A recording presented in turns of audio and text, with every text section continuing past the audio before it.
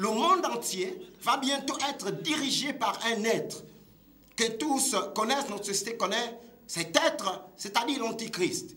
J'aimerais d'abord lever l'équivoque parce que certaines personnes pensent que lorsqu'on parle de l'Antichrist, on est en train de parler des événements bizarres qui ont lieu actuellement dans le monde, c'est-à-dire le péché, la montée des péchés, la montée des phénomènes bizarres. Non, il ne faudrait pas confondre l'Antichrist avec ce qu'on appelle le mystère de l'iniquité agit déjà. Voici pourquoi je veux vous lire, n'est-ce pas, un passage dans 2 Thessaloniciens 2, à partir du verset 5 jusqu'au verset 7. La Bible dit ceci, c'est Paul qui écrivait aux Thessaloniciens. Il dit ceci, ne vous souvenez-vous pas ce que je vous disais ces choses lorsque j'étais encore chez vous.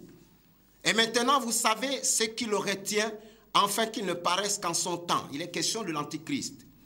Car le mystère de l'iniquité agit déjà. Il faut seulement que ce qui le retient encore ait disparu. Alors paraîtra l'impie que le Seigneur Jésus détruira par le souffle de sa bouche et qu'il anéantira par l'éclat de son avènement. Ici, là, on parle de l'impie, il est question de l'Antichrist dont mon exhortation parle. Vous avez remarqué ici que l'on parle du mystère de l'iniquité qui agit déjà. Mais il faut que ce qui le retient ait disparu. Ça veut dire qu'il y a des phénomènes bizarres. Il y a la montée du péché. Beaucoup viennent même à dire que c'est l'Antichrist qui est déjà là. Non, bien aimé, l'Antichrist n'est pas encore là. L'Antichrist, c'est un être qui viendra dans le monde. Il va diriger ce monde. C'est un être. La Bible dit qu'il faut que ce qui le retient ait disparu. La seule chose que la Bible dit qui va disparaître, c'est l'Église. C'est-à-dire quand l'Église sera enlevée, quand l'Église va disparaître, alors il va venir à ce temps-là. Et la Bible nous parle que l'apparition de cet impie, lorsque vous allez lire la suite du verset que je viens de lire, l'apparition de cet impie se fera par la puissance de Satan. Donc il va paraître, on va le voir. Il va diriger le monde. Et j'aimerais vous dire déjà, premièrement, que c'est même en vue des préparatifs, puisque j'en parlais tout à l'heure, que nous sommes dans des préparatifs. Jésus-Christ prépare son église pour être enlevé, mais le diable également prépare le monde, afin que l'Antichrist puisse régner. Les préparatifs de l'Antichrist sont également constatés, n'est-ce pas, au niveau politique international. Vous avez remarqué la tendance dans l'unification des pays, l'unification des nations, des secteurs d'action. L'Union européenne, l'Union africaine, comment je peux appeler ça, même l'ONU-SIDA, l'OMS, l'Organisation mondiale de la santé, tous les services, tous les pays ont tendance à s'unir. Et il faut même dire que des spécialistes sont d'avis que le monde d'aujourd'hui ne peut réussir que dans un système de mondialisation, donc d'unité. La réalité, c'est que c'est l'Antichrist qui est en train, donc c'est pour l'Antichrist que le monde est en train de se préparer à recevoir. Parce qu'un être, donc comme je vous dis, l'Antichrist va venir pour diriger le monde. Alors, le côté politique, je suis loin d'être en train de vous dire de désobéir aux règles politiques, n'est-ce pas? Je suis loin de vous dire ces choses, mais nous sommes là pour dire la vérité. Qu'un être arrive, beaucoup de gens le savent. Comme je suis poussé par le Saint-Esprit pour revenir, pour dire, c'est pour cela que vous voyez ces unités des nations. Vous avez remarqué qu'un pays a des problèmes, mais d'autres grands pays vont se mêler. Ça veut dire que les intérêts deviennent maintenant communs. Tout le monde est mêlé à ce qui se passe au Gabon. Tout le monde est mêlé, toutes les nations sont mêlées. Et à tout ce qui se passe dans n'importe quel pays, toutes les nations sont mêlées. Enfin, nous sommes en train d'aller comme ça, et quelque chose va se passer, n'est-ce pas, pour que finalement, les choses reviennent tout aux mains d'une seule personne, c'est l'Antichrist. Et ceci dans très bientôt. Je crois qu'on aura l'occasion au cours de cette émission de pouvoir vous le démontrer. Alors, je vais m'attarder sur les préparatifs qui m'intéressent le plus. Bien-aimés, suivez ce qui va être dit très très attentivement. Il y a des plus grandes préparations pour l'accueil du règne de l'Antichrist qui se fait maintenant dans l'Église.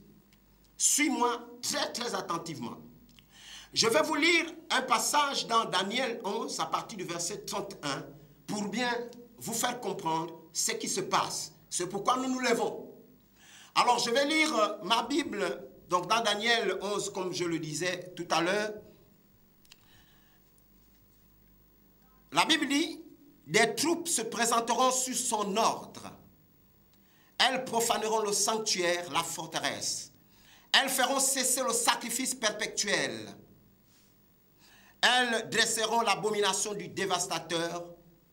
Et lui, il séduira par les flatteries, les traites de l'alliance. Mais ceux du peuple qui connaîtront leur Dieu agiront avec fermeté. Et les plus sages parmi eux donneront instruction à la multitude. Suivez-moi très attentivement. Ici, ce verset est mis pour un certain roi qui a été dans le passé, mais qui est un type de l'Antéchrist. C'est-à-dire que sa vie a été reportée ici à cause du fait qu'il dégage. Ça veut dire que la Bible est en train de parler de l'Antéchrist en se servant de lui.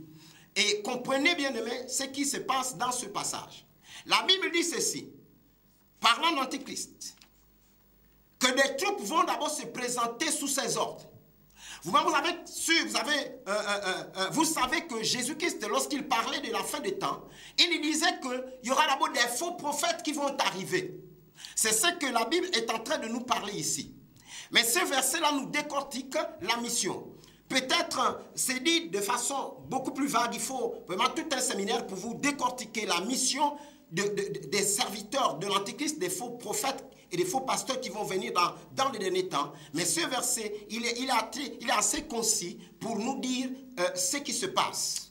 Alors, donc, comprenez ici, la Bible dit, premièrement, des troupes se présenteront sur son ordre. De même que Jésus-Christ a eu besoin d'un Jean-Baptiste pour préparer sa venue. De même, l'Antéchrist a besoin que des gens lui précèdent afin de lui faire la voie par rapport à son règne. Et la deuxième parole que je veux prendre ici dans le même verset, ce que je viens de vous lire tout à l'heure, il dit « Elles profaneront le sanctuaire, la forteresse ». Donc c'est les troupes qui vont venir à son nom. Qu'est-ce qu'ils vont faire? Ils vont profaner le sanctuaire. Le sanctuaire, c'est un lieu saint. Le sanctuaire, c'est l'église de Dieu. La Bible déclare que ces troupes-là qui sont venues, donc les faux prophètes qui viennent avant l'Antéchrist, sont là pour profaner, bien aimé dans le Seigneur, le lieu saint. Mais comment font-ils pour profaner le lieu saint? Et pourquoi profanent-ils le lieu saint? Ils profanent le lieu saint tout simplement pour empêcher, n'est-ce pas, pour introduire le péché dans l'église. Vous remarquez que dans ces derniers temps, le péché est rentré dans l'église. Il ne se passe pas un temps où on n'a pas vu des scandales dans l'église, même au niveau pastoral. Bien aimé dans le Seigneur. Qu'est-ce qui se passe? Pourquoi ces choses-là? Ces choses-là sont parce que c'est un plan bien élaboré par l'Antichrist, par le diable, afin que l'église ne soit pas enlevée. Alors ça se passe comment? Ça se passe par le fait que les préparateurs de l'Antichrist, qui sont même les hommes de Dieu, il faut le dire simplement que beaucoup de gens sont tombés dans le piège de Satan par le message de la bénédiction, de la prospérité, des délivrances et des miracles. Comprenez que c'est un message dangereux et c'est ce que nous voulons vous dire. C'est un message dangereux que l'Antichrist a inspiré et qu'il utilise.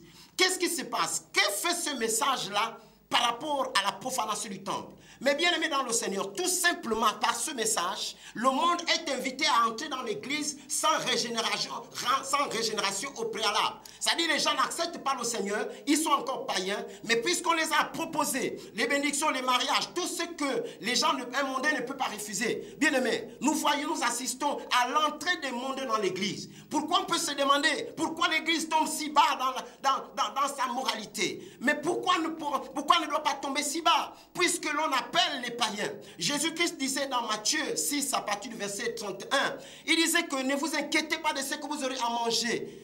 Toutes ces choses-là, ce sont les païens qui s'en inquiètent. Bien-aimés dans le Seigneur, le message d'aujourd'hui que je viens de dire, qui est le message de la bénédiction, des délivrances, des miracles et de la prospérité, c'est un message où les gens regardent ce qui est, n'est-ce pas, sur la terre.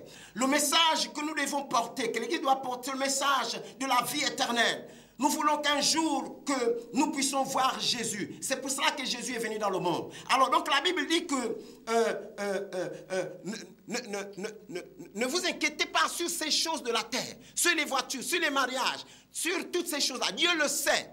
Il dit toutes ces choses-là, ce sont les païens qui les recherchent. Mais bien aimés dans le Seigneur, si sur ce plateau je viens vous dire que j'ai les capacités de vous donner les voitures, j'ai les capacités de vous donner ce que vous voulez, Est-ce qu'il y a des gens qui vont résister chez eux en restant? Non, ils vont venir. Au-delà du fait que leur cœur n'a pas été transformé pour devenir des chrétiens, ils vont venir dans l'église. Et ce n'est pas, n'est-ce pas, étonnant de voir l'église être en train de vivre ce que le monde vit. Ce n'est pas étonnant de voir, n'est-ce pas, le style du monde rentrer dans l'église.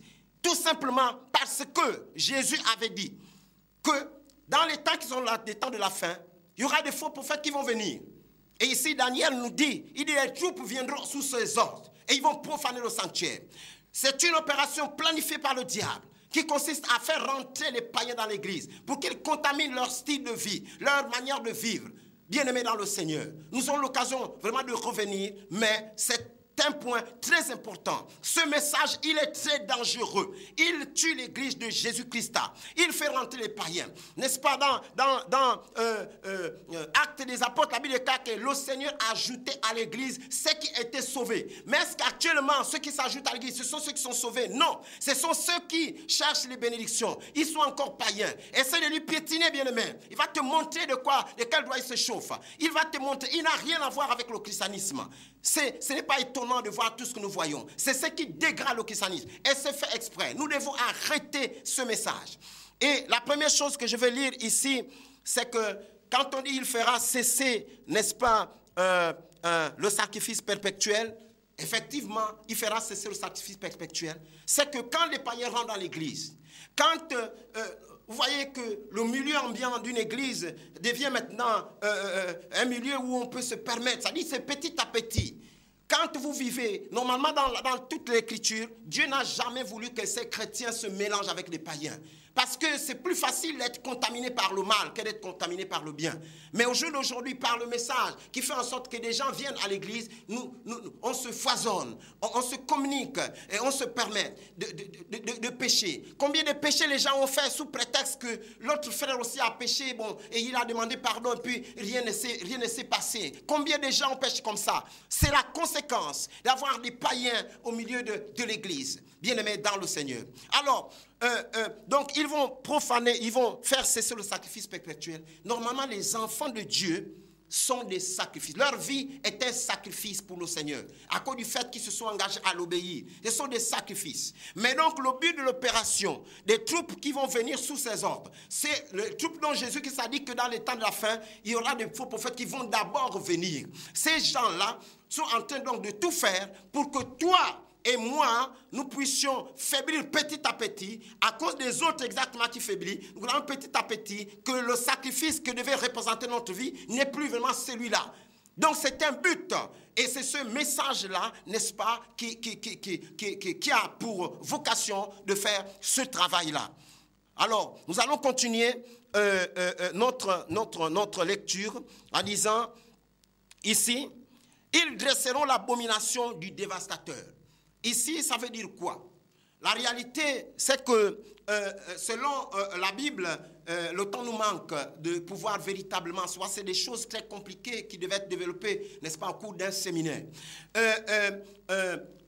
L'Antichrist a vocation à se faire passer pour Dieu, a vocation à rentrer dans le temple, a vocation à se faire adorer, bien-aimé dans le Seigneur. Ici, on dit, les troupes donc, qui viendront sous son ordre, après avoir profané le sanctuaire, donc faire entrer ce qui n'est pas encore sanctifié, les mauvaises vies des gens, les mauvais styles du monde. Et on a vu tout à l'heure qu'il va faire cesser le sacrifice perpétuel, donc un lien avec ceux qui sont, n'est-ce pas, des enfants de Dieu. Là. On a dit qu'ils dresseront l'abomination du dévastateur. Ça voudrait dire qu'ils ont pour mandat de faire en sorte que quand l'Antichrist va venir, je vous ai dit qu'il arrive, les gens sont en préparation. Donc ces troupes qui sont venues en son nom sont en préparation pour qu'ils soient effectivement regardés comme Dieu qu'il prétendra être. Mais comment cela se fait? Cela se fait tout simplement par le message du miracle. La réalité que cache derrière le message du miracle, c'est que de façon subtile, on est en train de faire comprendre aux uns aux autres que lorsque vous voyez un homme qui fait des miracles, pensez qu'il est de Dieu.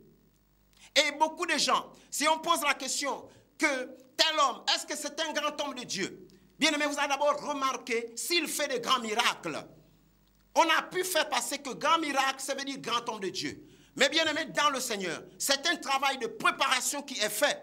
L'Antichrist viendra, la Bible dit qu'il fera toutes sortes de miracles. Son prophète va même faire descendre le feu du ciel devant les gens. Bien aimé dans le Seigneur, les gens à qui on prépare aujourd'hui, que lorsque vous voyez miracle, vous voyez Dieu. Que seront-ils? Ce sont des préparatifs qui sont en train d'être faits, bien aimé dans le Seigneur. Vous savez que la doctrine de Jésus-Christ ne consiste pas en ces choses-là. Je ne suis pas en train de dire que les miracles ne sont pas de Dieu. Jésus faisait des miracles. Les apôtres faisaient des miracles. J'en fais, moi, des miracles. Les miracles doivent se faire. Il faut qu'on fasse des miracles. Mais le miracle ne doit pas être porté comme si c'est ça là que nous portons, bien aimés dans le Seigneur. Ça a des mauvaises conséquences. Je vous assure que n'importe qui vient, peu importe sa vie, lorsqu'il va faire des grands miracles, beaucoup de gens, combien de gens ne peut pas dire que vraiment c'est un grand homme de Dieu. Combien de gens? Mais quand l'Antichrist viendra, il viendra pour séduire. Ça veut dire qu'il n'y aura rien de mauvais en lui.